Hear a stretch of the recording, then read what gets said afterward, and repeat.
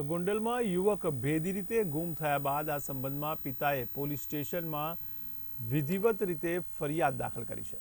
તો રાજકુમાર રતનલાલ જાટ ચૌધરી નામનો યુવક ઘરેથી ભેદી રીતે ગુમ થયો હોવાની ફરિયાદ દાખલ કરાઈ છે.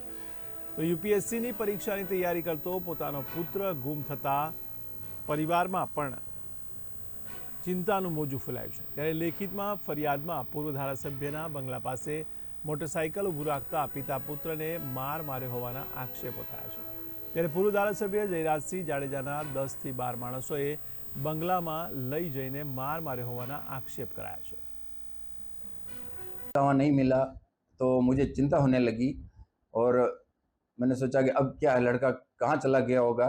वहाँ देखा तो उसका टेबलेट वहीं पड़ा है, उसका मोबाइल भी वहीं पड़ा है और उसका पर्स भी वहीं पड़ा है. पर्स भी वहाँ था, वो कोई चीज़ ले भी वहाँ से नहीं गया.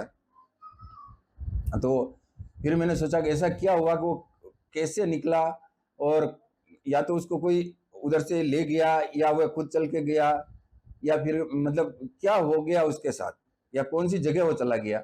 तो फिर मेरे को बहुत टेंशन हुआ. तो मैंने सोचा कि सब जगह मतलब मैंने पता किया मेरे स्तर पे कभी बच्चा कहाँ चला गया. हो सकता है कि मतलब हमारा वतन राजस्थान है तो वहाँ भी जा सकता है. तो मैंने वेट कर लिया कि मैंने कहा कि भाई वो समझदार बच्चा है, कोई ऐसा तो है नहीं कि यूपीएससी की तैयारी कर रहा है वो, और मतलब इंजीनियरिंग कॉलेज से बीटेक किया है मोहनलाल सुखड़िया यूनिवर्सिटी उदयपुर से.